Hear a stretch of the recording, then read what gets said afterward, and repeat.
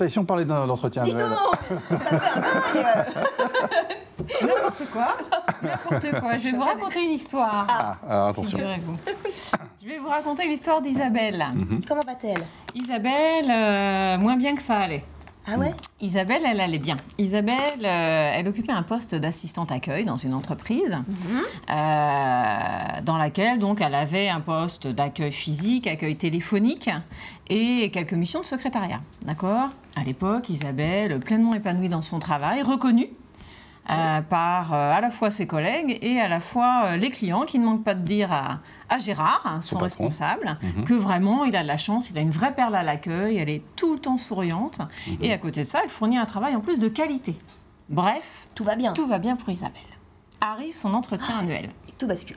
C'est du Kubrick, hein. Oh ouais, ça peur, sent le Spielberg mort.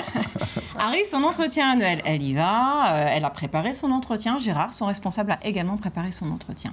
Et lors de cet entretien, Gérard lui fait une proposition honnête. Je sentais Pas Adèle. indécente, on est d'accord. Une proposition professionnelle. Une proposition en lui disant « Écoutez Isabelle, je suis pleinement satisfaite de votre travail.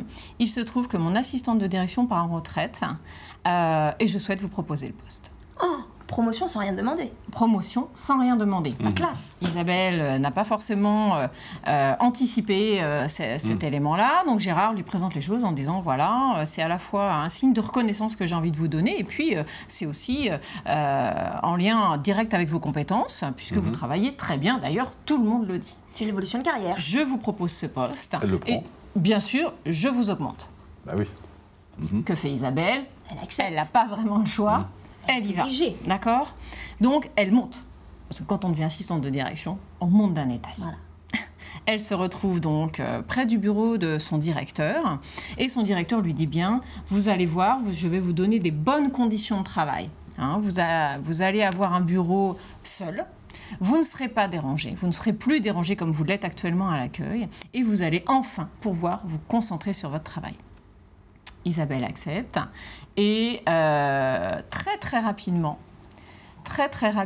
on voit Isabelle se refermer. Dépérir. Se refermer, dépérir, c'est exactement le mot que j'allais dire. Alors qu'elle est promue. Elle est promue, elle a une augmentation de salaire, etc. Son directeur va mal réagir. Et Gérard s'interroge.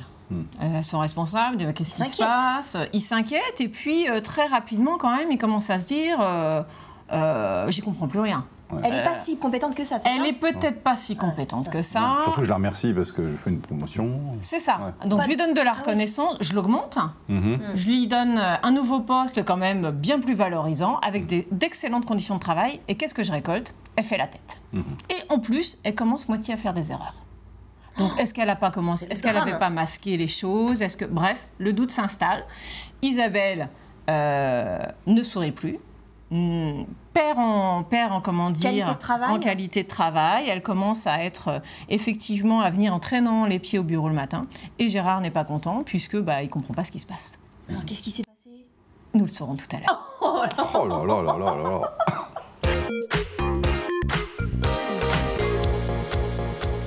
Quel suspense. Donc rapidement résumé. En résumé, Isabelle a eu une promotion, son patron Gérard lui a proposé, elle a accepté. Et depuis qu'elle a accepté, rien ne va plus. Alors, on va essayer de comprendre. Qu'est-ce qui s'est passé?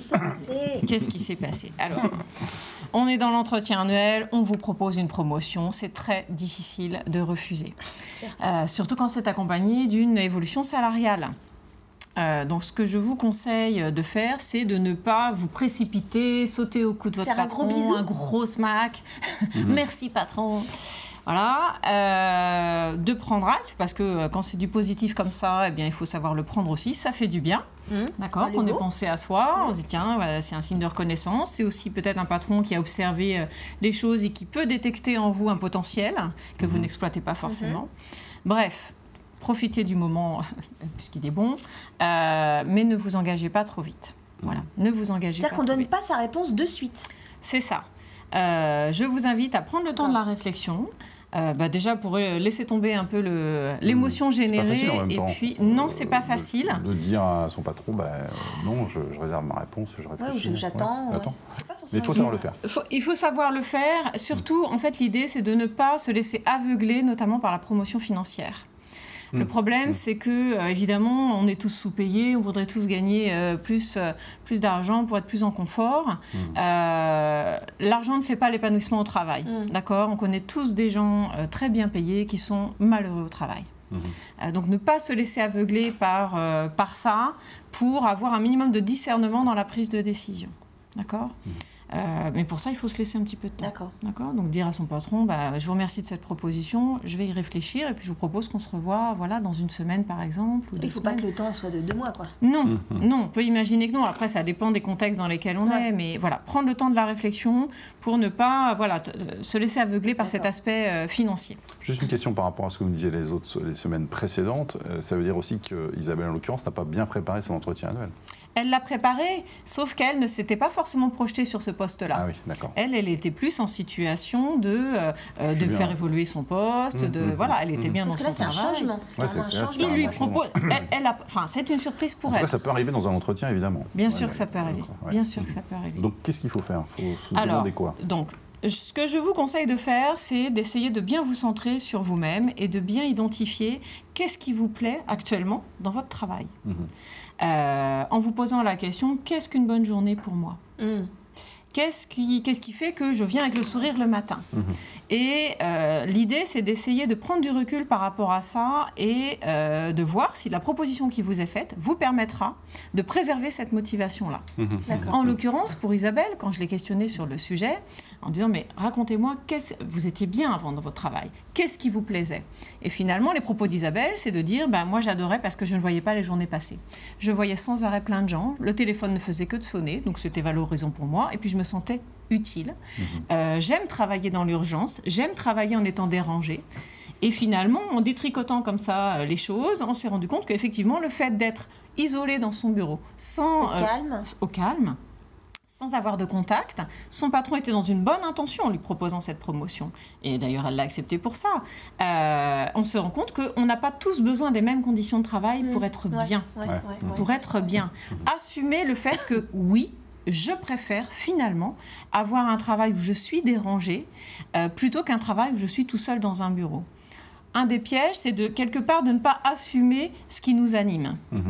Donc, oser se dire, mais c'est pas si simple, mais oser se dire, effectivement, on peut comprendre, on sait très bien que socialement, c'est plutôt acceptable de dire quand même, pour bien travailler, il vaut mieux s'enfermer dans un bureau et se concentrer pendant 2 heures.